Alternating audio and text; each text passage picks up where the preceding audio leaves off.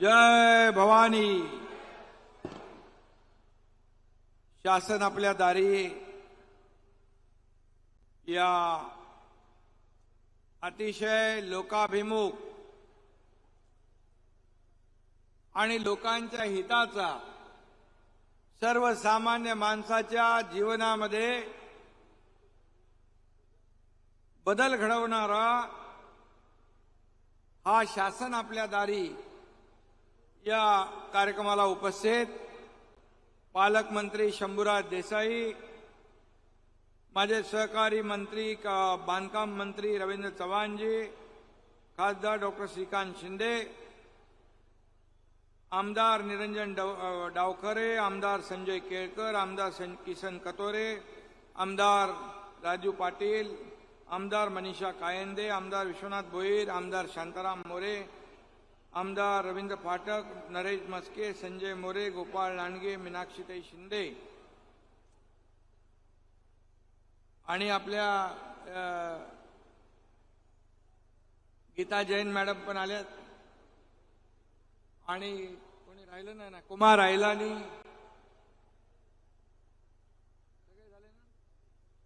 सर्व अधिकारी, जिल्हाधिकारी आणि सर्व महापालिका आयुक्त आणि एवढ्या मोठ्या संख्येने शासन आपल्या दारी, मला खासदारांनी सांगितलं 1 लाख लोक येणार आहेत. मी बोललो 1 लाख कुठे येणार, पण इथं तर 1 लाखापेक्षा जास्ती इकडे भरलेली दिसत आहेत. बाहेरही तेवढे आहेत, आतमही तेवढे आहेत. सगळ्या शासन आपल्या दारी या माता भगिनी बांधवांचं मी मनापासून स्वागत करतो, मनापासून आपल्याला सगळ्यांना धन्यवाद देतो. खरं म्हणजे शासन आपल्या दारी हा आपला कार्यक्रम करण्याचा निर्णय मी आणि आपले दोन्ही उपमुख्यमंत्री यांनी घेतला. याचं कारण यापूर्वी देखील निर्णय होते, लाभ होते, योजना होत्या, सगळं होतं, परंतु सर्वसामान्य माणूस जो लाभार्थी होता त्या लाभार्थ्याला तो लाभ मिळवण्यासाठी फार कष्ट करावे लागत होते. चक्रा मारणं, कागदपत्र देणं, त्याची स्क्रुटिनी करणं, या सगळ्या गोष्टीतून, या कटकटीतून चक्रा मारणं, खेटे मारणं, यामुळे तो सर्वसामान्य आपला लाभार्थी तो लाभाचा नाद सोडून देत होता. आणि म्हणून आम्ही ठरवलं की शेवटी हे सर्वसामान्य माणसांचं सरकार आहे, सर्व गोर गरिबांचं सरकार आहे आणि शेतकऱ्यांचं, कष्टकऱ्यांचं, कामगारांचं, माझ्या माता भगिनींचं, तरुणांचं आणि ज्येष्ठांचं, समाजातल्या प्रत्येक घटकाचं, सर्व जातीपातींचं हे सरकार, त्यांना न्याय देणारं हे सरकार आहे. आणि म्हणून शासनाच्या योजना ज्या आहेत त्यांना थेट लाभार्थ्यांपर्यंत पोहोचल्या पाहिजे ही भूमिका घेतल्यानंतर आज जवळपास 4 कोटीपेक्षा जास्ती आपले लाभार्थी झालेले आहेत. आज मला जिल्हाधिकारी सांगत होते 45 लाख लाभार्थ्यांची नोंदणी झाली आणि जवळपास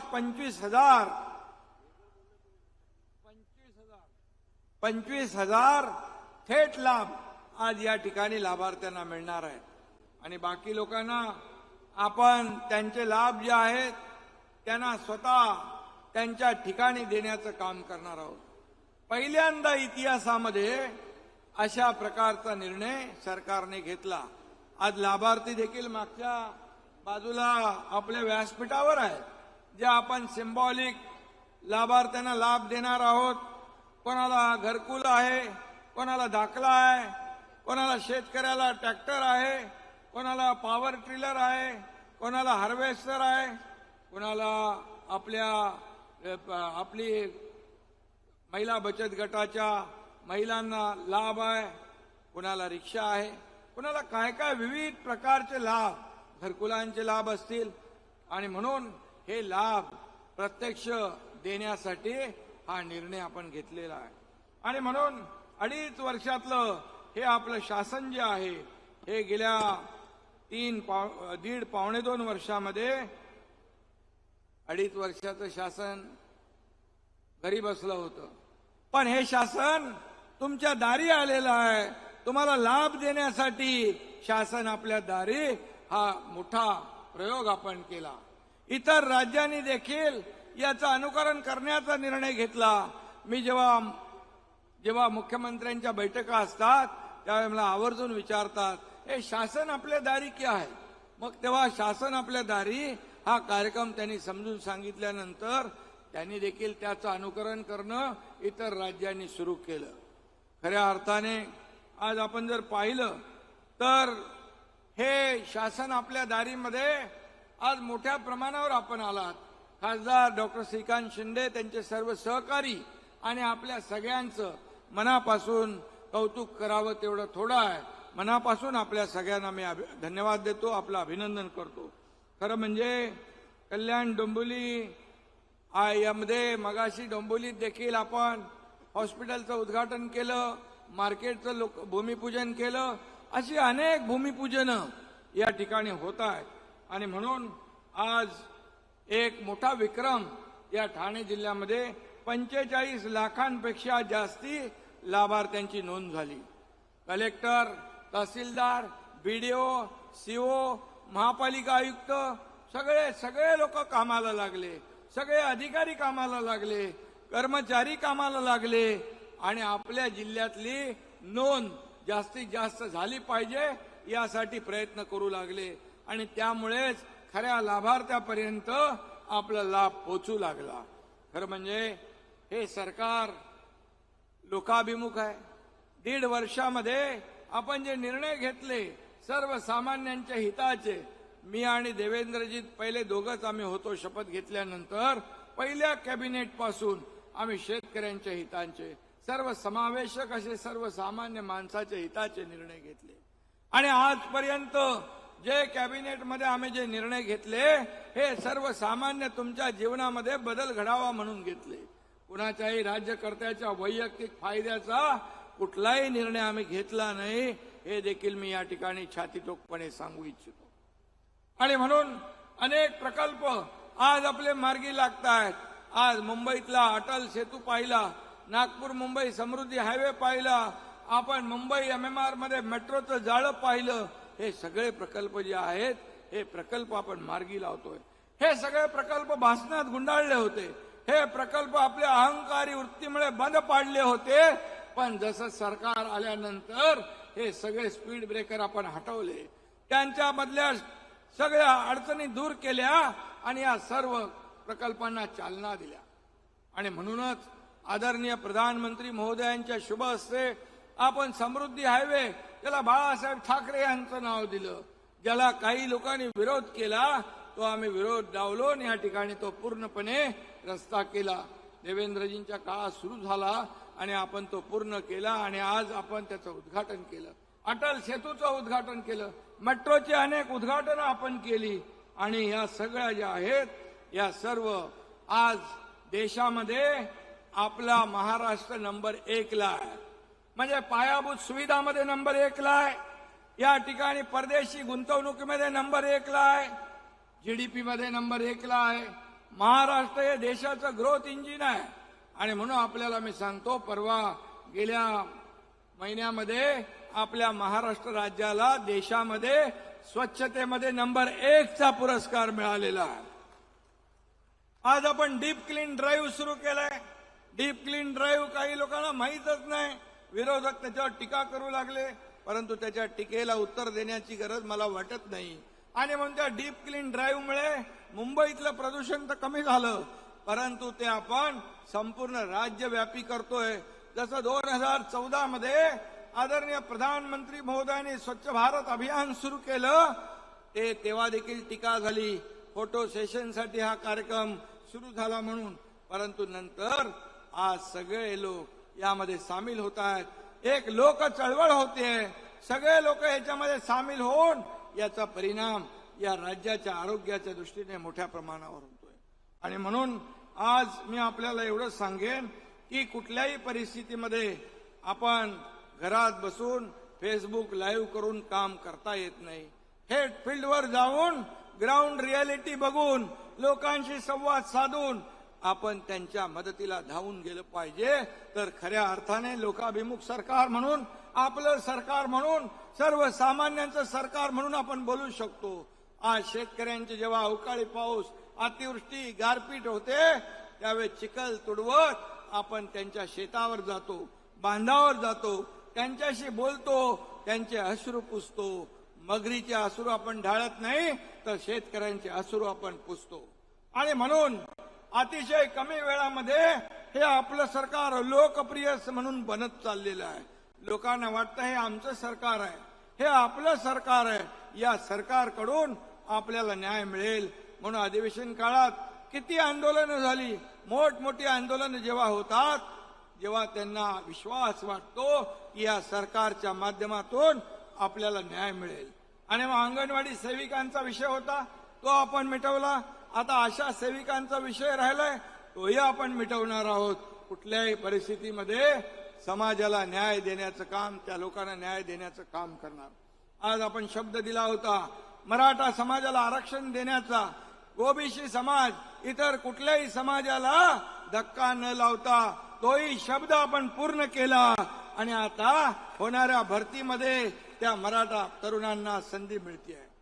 शेवटी दिलेला शब्द पाळण्यासाठी काही धाडसी निर्णय घ्यावे लागतात. ते धाडसी निर्णय आपलं सरकार घेत आहे. आणि म्हणूनच आतापर्यंत आपण सिंचनाचे अनेक प्रकल्प केले. 2.5 वर्षामध्ये एक सिंचनाचा प्रकल्प, मी होतो त्या सरकारमध्ये, एक सिंचनाचा प्रकल्प आपण केला होता. पण या आपल्या महायुतीच्या सरकारमध्ये 121 सिंचनाचे प्रकल्प केले. 12 लाख हेक्टर जमीन ओलिताखाली येणार आहे. माझ्या माता भगिनी इकडे बसलेल्या आहेत, त्यांच्यासाठी महिला बचत गट योजना, लेक लाडकी लखपती योजना, एसटी मध्ये 50% सवलत देण्याचा निर्णय आपण घेतला. ज्येष्ठांना देखील आपण मोफत एसटीचा प्रवास देण्याचा निर्णय घेतला. अशा अनेक निर्णय आपण घेतले. अनेक निर्णय आज आपण महिला भगिनींना स्वतःच्या पायावर उभं करण्यासाठी, त्यांच्या कुटुंबाचा भार उचलत असताना त्यांना आर्थिकदृष्ट्या सक्षम करण्यासाठी देखील सरकार अनेक योजना आणते आहे. आणि म्हणून हे सर्वसामान्यांचं सरकार जे आहे, हे सर्वसामान्यांचं सरकार या ठिकाणी आपण लोकाभिमुख असे उपक्रम या ठिकाणी घेतोय. आणि म्हणूनच यामध्ये आपल्याला केंद्राची देखील भक्कम साथ मिळते, त्यांचंही पाठबळ मिळतंय. आणि केंद्र सरकारला ज्या ज्या आपण योजना पाठवतोय, जे जे प्रस्ताव आपण पाठवतोय, ते विना कपात तशाच्या तसे प्रस्ताव आपले मान्य होत आहेत. याचं कारण हे डबल इंजिनचं सरकार आहे. या डबल इंजिनच्या सरकारमुळे आपल्या राज्याचा विकास चौफेर होतोय, वेगाने होतोय, गतिमानतेने होतोय. आणि म्हणून डबल इंजिनचा डबल फायदा तुम्हाला आणि या राज्यातल्या जनतेला झाला पाहिजे, हाच आमचा उद्देश आहे. आणि म्हणून आज आपण अनेक निर्णय आपण घेतलेले आहेत. त्यामध्ये आज तरुणांना रोजगार देण्यासाठी स्टार्टअप असेल, स्किल डेव्हलपमेंट असेल. आणि त्यामध्ये आज आपण जर पाहिलं तर भरती आपली सुरू झाली. यामध्ये खाजगी कारखाने, मला वाटतं किती तारखेला आपला रोजगार मेळावा, 6 आणि 7 तारखेला देखील रोजगार मेळावा आहे. नागपूरला झाला, लातूरला झाला, आणखी बारामतीला झाला, आता ठाणे जिल्ह्यामध्ये तो होतोय. जवळपास 50,000 तरुणांना त्या ठिकाणी जागेवर रोजगार देण्याचा निर्णय आपल्या सरकारने घेतलेला आहे.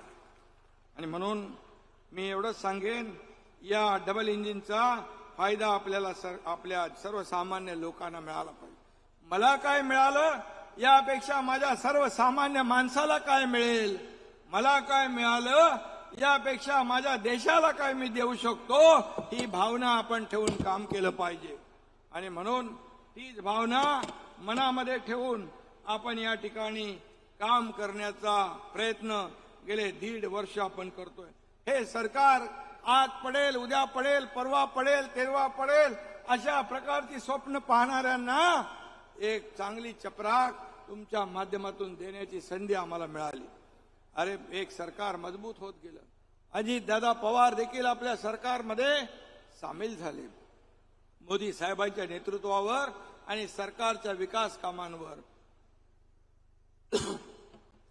ते देखील आपल्या सोबत आले. आणि म्हणून आपल्याला मी एवढंच सांगतो की आज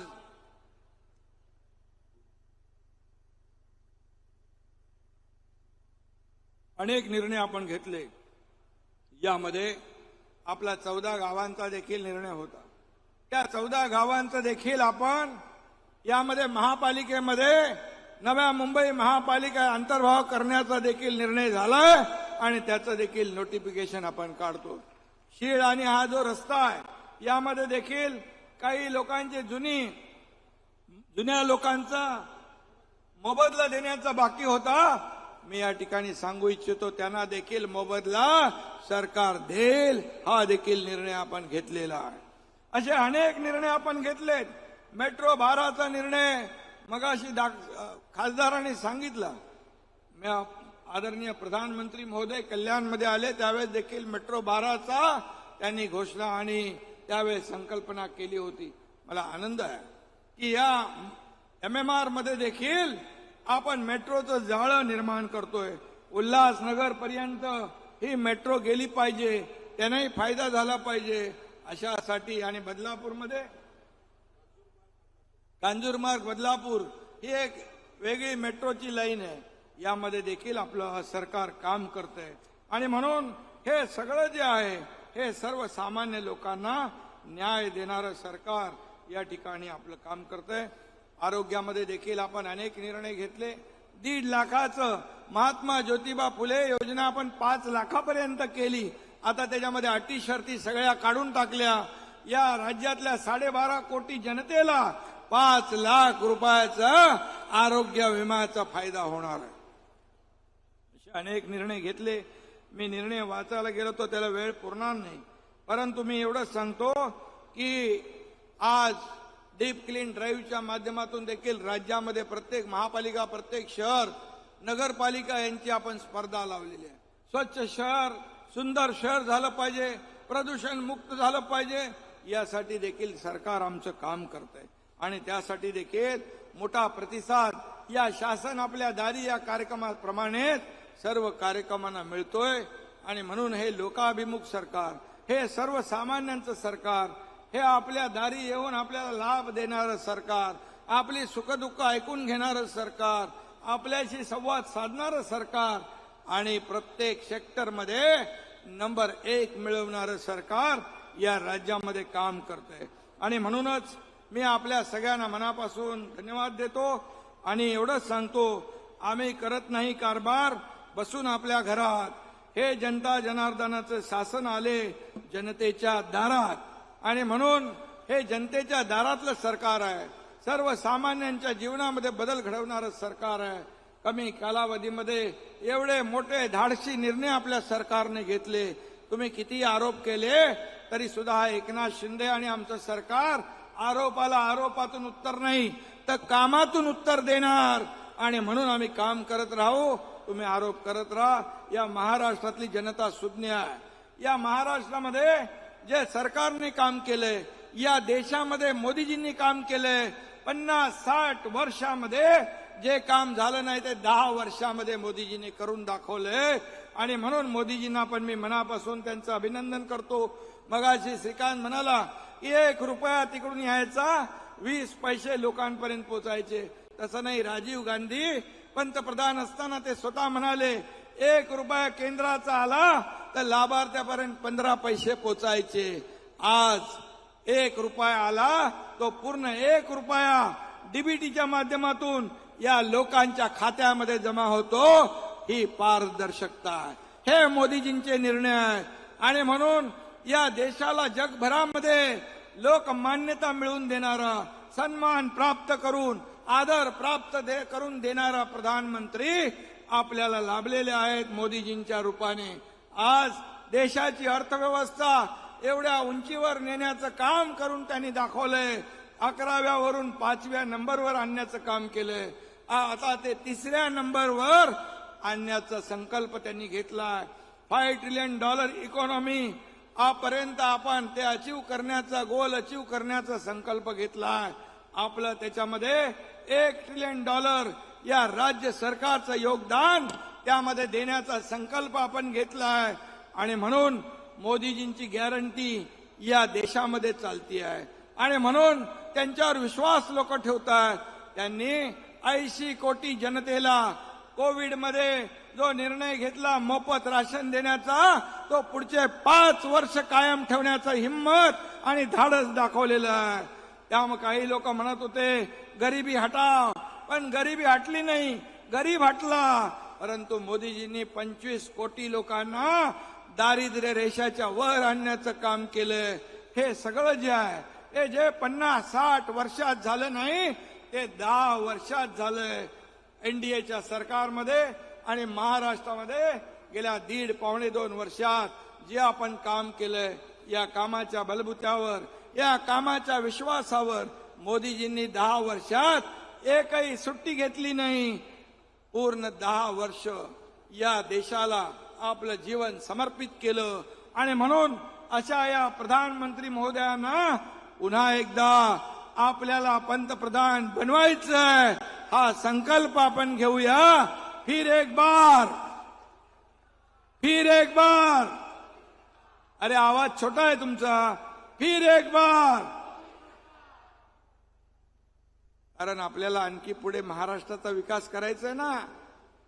त्यासाठी केंद्रामध्ये पुन्हा एकदा या राज्यातल्या देशातल्या गोरगरिबांचं सरकार आलं पाहिजे. ही आपली भावना आहे, ही आपली भूमिका आहे. आणि म्हणून राज्यात देखील 45 पार या ठिकाणी खासदार आणण्याचा संकल्प आपण केला आहे. आणि एवढी कामं जी केलेली आहेत, केंद्र आणि राज्याने घेतलेले निर्णय फक्त लोकांपर्यंत तुम्हाला पोचवायचे आहेत, एवढीच विनंती आपल्याला करतो. आणि पुन्हा एकदा मी आपल्याला मनापासून धन्यवाद देतो. एवढ्या मोठ्या प्रमाणात आपण आलात आणि हा कार्यक्रम यशस्वी करण्यासाठी ज्यांनी ज्यांनी सहकार्य केलं त्या सगळ्यांचं मनापासून अभिनंदन, धन्यवाद. जय हिंद, जय महाराष्ट्र. लोकशाही मराठी ऐका, पहा, जागरूक रहा.